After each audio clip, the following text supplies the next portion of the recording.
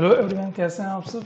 I hope अच्छे होंगे। और आप लोग जो जनरल साइंस में पढ़ा रहा हूँ, 4 वीडियो जो बना चुका हूँ मैं, वो आपने देख लिया होगा और आपका कॉन्सेप्ट क्लियर हो गया होगा। इसका आप प्रैक्टिस स्टार्ट कर दिए होंगे। तो आज हम लोग डाइजेशन पढ़ेंगे। डाइजेशन का पूरा डिटेल जितना आपके के लिए काम का है, आपको भी कॉम्पिटिटिव एग्जाम दे रहा हूँ, इससे बाहर डाइजेशन में नहीं पूछेगा आपसे। इतना ही आपको पढ़ना है, इतना आप पढ़ लेंगे तो आपको सफिशिएंट रहेगा।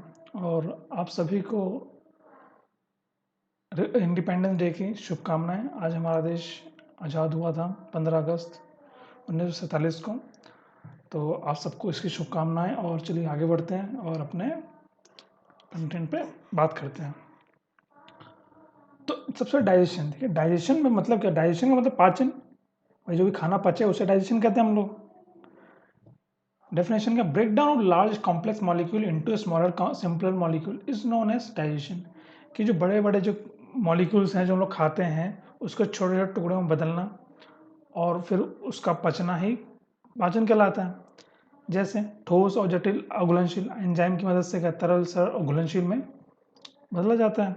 ये हो गया सिंपल डाइजेशन। आपको जानना है कि डाइजेशन मतलब कि जो चीज़ पचती है, ठीक, खाना का पचना ही डाइजेशन है। उसके बाद उसके कुछ स्टेप हैं कि खाना कैसे पचता है, कहाँ पे पचता है, कहाँ से स्टार्ट होता है और कहाँ पे कितना परसेंट डाइजेशन होता है। तो स्टेज ऑफ डाइजेशन की जो बात होता है हमारा कहाँ से, इंजेशन, अंतग्रहण जो हम मुंह से लेते हैं। फिर डाइजेशन पेट में होता है। पेट के बाद जाता है फिर एब्जॉर्प्शन। एब्जॉर्प्शन कहाँ होता है, स्टमक में होता है, स्मॉल इंटेस्टाइन में होता है और कुछ लार्ज इंटेस्टाइन में होता है। उसके स्टेप आता है एसिमिलेशन। एसिमिलेशन का होता है इजेशन। ठीक, ये कुछ स्टेप हैं किसके, डाइजेशन के। ठीक, ये से कुछ स्टेप हैं किसके, डाइजेशन के। आई होप इतना क्लियर हो गया। ये स्टेप आपको पता होना चाहिए क्योंकि कई बार एग्जाम में से ये स्टेप भी पूछा गया है। ध्यान रखना, क्या कहना, कभी कई बार एग्जाम में ये स्टेप डायरेक्ट पूछा गया है, तो आपको ये स्टेप भी डायरेक्ट पता होना चाहिए। ठीक, एब्जॉर्प्शन हो गया कि जहाँ पे फूड क्या कहते हैं, मिक्स करता है इंटेस्टाइन का, स्मॉल इंटेस्टाइन और लार्ज इंटेस्टाइन होता है।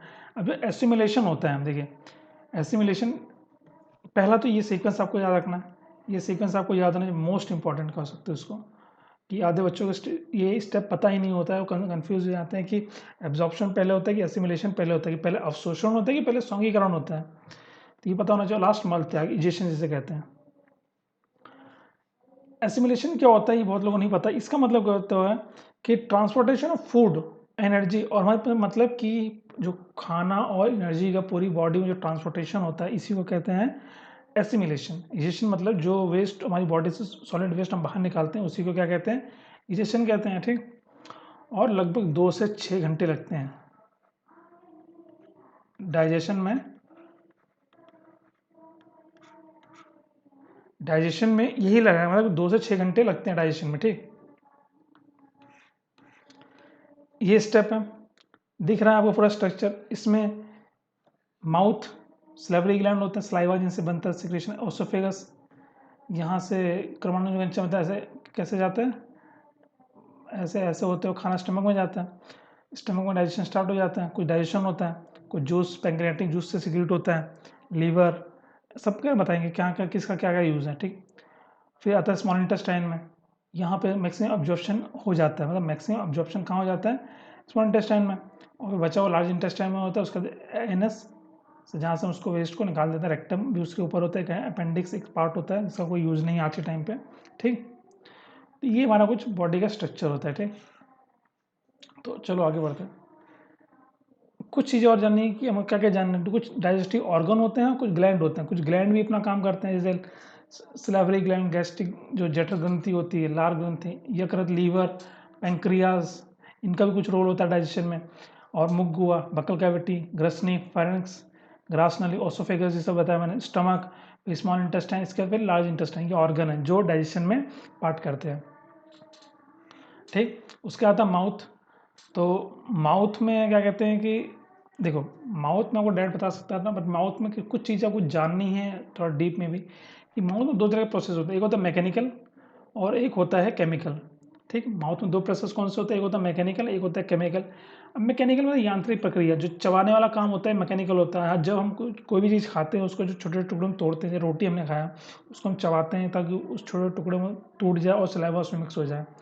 तो एक केमिकल काम आ जाता है, सलाइवा रोटी से मिलेगा तो क्या बनाएगा, ग्लूकोज में बदल जाएगा। ठीक,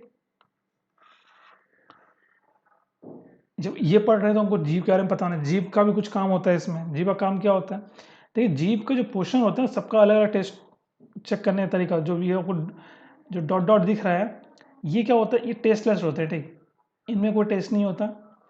और जो फ्रंट पार्ट होता है, कहने मतलब क्या होता है, जो फ्रंट पार्ट होता है ये मीठा टेस्ट स्वाद देता है, मतलब स्वीट होता है। इसके बगल वाला होता है नमकीन वाला टेस्ट देता है।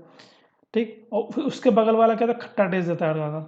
और फिर जो लास्ट वाला होता है तीखा और कड़वा टेस्ट देता है, बिल्कुल लास्ट पोर्शन। ठीक, ये वाला पोर्शन ये हमको क्या देता है, कड़वा या तीखा तीखा टेस्ट देता है।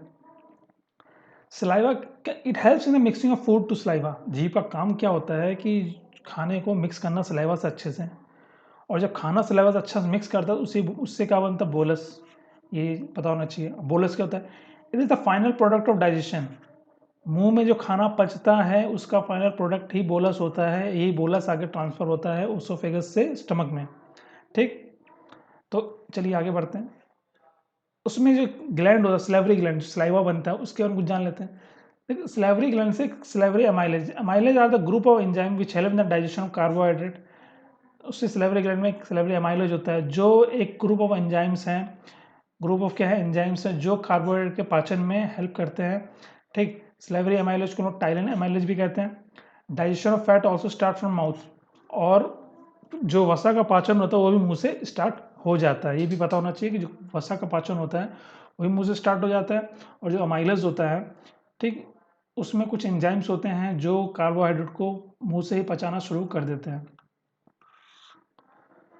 फंक्शन ऑफ सलाइवा क्या है, भोजन को गीला करना। पहला काम क्या है, भोजन को गीला करना, इसका काम है। मुख को मुंह में गीला करता है सलाइवा, थूक से हमारा मुंह भी गीला रहता है। एंटीसेप्टिक का काम करता है, कोई बीमारी नहीं होती है। और एक वाटर के बैलेंस को भी मेंटेन करके रखता है इससे। ठीक, पीएच होता है हमारे वाटर का, सॉरी हमारे जो सलाइवा होता है उसका पीएच 6.8 होता है। ये भी पता होना चाहिए, कई बार पूछा है। ठीक, इजी एग्जाम में पूछा पर बच्चे नहीं बता पाते सलाइवा का पीएच क्या है, 6.8 है। ठीक, उसके बाद ओसोफेगस, मैंने बताया उसके बाद एक जो लंबी से नली होती है उसे ओसोफेगस कहते हैं, ग्रास नली कहते हैं, जिसे फूड पाइप भी कहा जाता है। फूड पाइप भी कहा जाता है। इसका लेंथ होता है 25 सेंटीमीटर या 10 इंच, जो कुछ भी याद कर सकते हैं, दोनों पता होना चाहिए। ये फार्निक्स को, ग्रसनी को स्टमक से कनेक्ट करता है, ग्रसनी को आमाशय से जोड़ता है। और इसका काम क्या, इतना से क्रमानुकंचन गति द्वारा भोजन आमाशय में पहुंचाना। क्रमानुकंचन गति मतलब ऐसे ऐसे ऐसे करते हुए कहाँ पहुंचता है, पेट में खाना पहुंचता है। और क्या पहुंचता है, बोलस पहुंचता है। ठीक, ये भी ध्यान, बोलस जो बना था मुंह में, फाइनल प्रोडक्ट डाइजेशन का हुआ था, वही जाता है स्टमक में। ठीक, माउथ से बोलस बना, बोलस कहाँ गया, स्टमक में गया। अब स्टमक में गया, स्टमक में carbohydrate, glucose, fat, fatty acid, protein, amino acid digest होता है। ठीक, जब ये तीनों डाइजेस्ट होते हैं तो क्या बनाते हैं, काइम बनाते हैं। तीनों डाइजेशन होने के बाद स्टमक में जब डाइजेशन होता है तो क्या बनता है, काइम बनता है। काइम क्या है, फाइनल प्रोडक्ट है स्टमक के अंदर डाइजेशन का। बोलस है माउथ में, काइम है स्टमक में डाइजेशन का फाइनल प्रोडक्ट। और भी कुछ जान लेते हैं स्टमक के बारे में। देखिए स्टमक क्या होता है, जे शेप का होता है पहला। इसका पीएच होता है 1.3 से 3.5 के बीच में, मतलब हाई, बहुत ज़्यादा एसिडिक होता है। ठीक, ध्यान रखना, स्टमक का जो एसिड होता है HCl जो होता है बहुत ज़्यादा एसिडिक होता है। इसलिए इसमें क्या कहते हैं, अंदर से एक लेयर होती है। ठीक, अंदर से क्या होती है, एक लेयर होती है। अगर ये लेयर ना हो तो हमारा स्टमक जल जाएगा। ये लेयर क्या करता है, हमारे स्टमक को HCl से बचा के रखता है। ठीक, कि हाइड्रोक्लोरिक एसिड है उससे इसको बचा के रखता है, क्योंकि हाईली एसिडिक है। और एसिड होता है तो क्या कहते हैं, ये हमारे जो कीटाणु होते हैं ना उसको मार देता है पेट में। जो हमारे पेट में कीटाणु उटाणु होते हैं इसको मार देता है आराम से। ठीक, अब स्टमक की बात की, इसमें कुछ डाइजेस्टिव जूस होते हैं, जिसे गैस्ट्रिक जूस भी कहते हैं, जठर रस भी कहते हैं। इसका फॉर्मेशन स्टमक में होता है। गैस्ट्रिक जूस क्या होता है, it help in the digestion of protein. जो गैस्ट्रिक जूस होता है, जो जठर रस होता है, ये प्रोटीन का डाइजेशन में हेल्प करता है। कभी कभी ये कार्बोहाइड्रेट को पचाने में भी हेल्प करता है। ठीक, ये भी पता होना चाहिए, कभी कभी कार्बोहाइड्रेट को भी ये पचाता है गैस्ट्रिक जूस।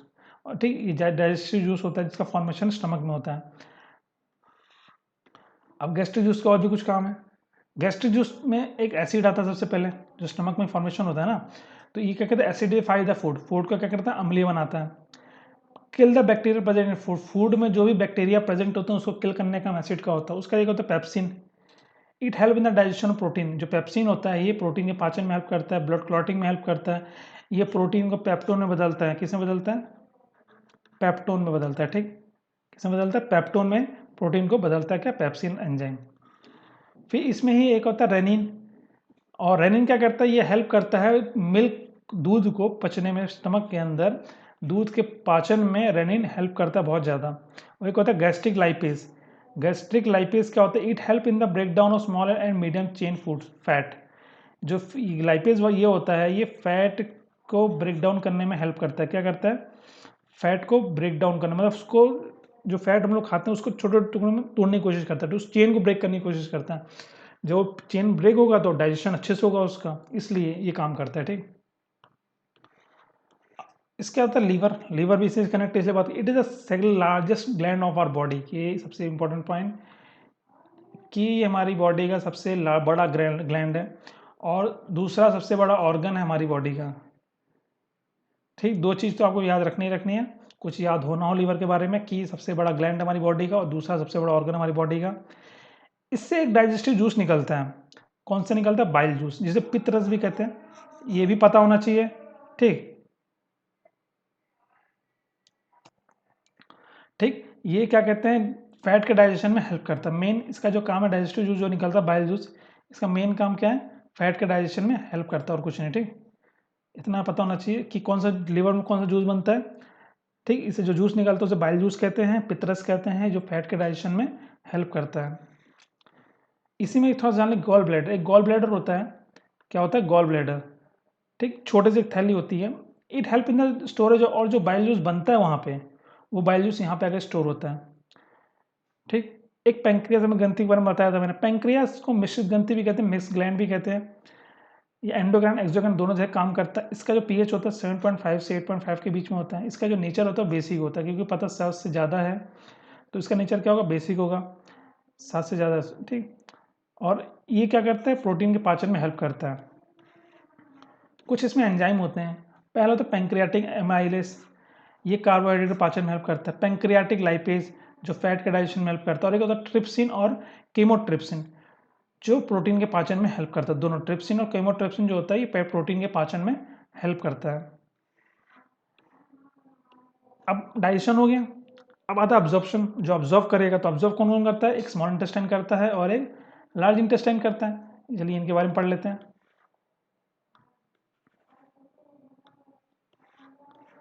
सबसे स्मॉल इंटेस्टाइन में क्या होता है कि ये तो सबसे लंबा होता है, हमारी बॉडी का सबसे लंबा पार्ट स्मॉल इंटेस्टाइन है। लगभग 6.25 से 7 मीटर, मतलब लगभग 6 मीटर से 7 मीटर के बीच में इसकी लेंथ होती है। थोड़ी बहुत वेरी करती रहती है, इतनी इसकी लेंथ होती है। Maximum digestion of food takes place here. खाने का सबसे ज़्यादा जो पाचन होता है वो स्मॉल इंटेस्टाइन में होता है। 90 to 95% of absorption takes place है। और जो खाना हम खाते हैं उसका जो पाचन, जो अब्जॉर्प्शन है, जो अवशोषण है वो भी लगभग 95% स्मॉल इंटेस्टाइन में हो जाता है, मतलब छोटी आंत में ये भी हो जाता है। ये हमारी बॉडी का सबसे बड़ा ऑर्गन है। दूसरा ऑर्गन कौन सा? लीवर है। सबसे बड़ा ऑर्गन ये है। अब स्मॉल इंटेस्टाइन 3 पार्ट में डिवाइडेड, डिओडेनम, जेजनम और इलियम। ये नाम पता होना चाहिए। इसमें इलियम का काम क्या है? जो फाइनल डाइजेशन होता है फूड का वो इलियम में होता है। ठीक, इसलिए इलियम आपको पता होना चाहिए। कुछ एंजाइम बनते हैं स्मॉल इंटेस्टाइन में, वो बनते हैं माल्टेस, इंटेस्टाइनल लाइपेज और इरिप्सिन और पेप्टिडेज। ये एंजाइम बनते कहाँ? स्मॉल इंटेस्टाइन में। तो माल्टेज क्या करता है? कार्बोहाइड्रेट के पाचन में हेल्प करता है। इंटेस्टाइनल जो लाइपेज होता है ये फैट के डाइजेशन में हेल्प करता है। और इरिप्सिन और जो पेप्टिडेज होता है ये हेल्प करता है प्रोटीन के पाचन में। किसमें हेल्प करता है? प्रोटीन के जो पाचन होता है उसका जो डाइजेशन होता है उसमें ये हेल्प करता है। एंजाइम का आपको नाम पता होना चाहिए बस। अब आता है बड़ी आंत।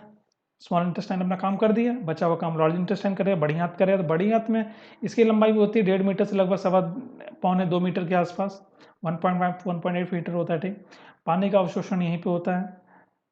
ठीक, और इसमें से 5 से 10% ही अवशोषण हो पाता है फूड का। ठीक, इसमें ही विटामिन के, B1, B2 और B12 का भी क्या होता है? अवशोषण होता है। कि वहाँ पे पाचन नहीं हो पाता, वहाँ पे अब्जॉर्प्शन नहीं हो पाता इनका, तो यहाँ पे हो पाता है। ठीक, लार्ज इंटेस्टाइन में। इस यहीं पर ही जो मेडिसिन लेते हैं, जो कैफीन जो कॉफ़ी में होता है, किस में होता है? कॉफ़ी में। ये भी एब्जॉर्प्शन यहीं पे होता है। एल्कोहल का एब्जॉर्प्शन भी यहीं पर होता है। और जो ठोस और द्रव को भाग को अलग भी यहीं पे किया जाता है, ठीक। जो सॉलिड और लिक्विड पार्ट होता है वो भी उसका भी डिफरेंट, मतलब उनको अलग करने का काम भी लार्ज इंटेस्टाइन में ही होता है, ठीक। ये बात हो गई इसके बारे में कुछ इंपॉर्टेंट पॉइंट।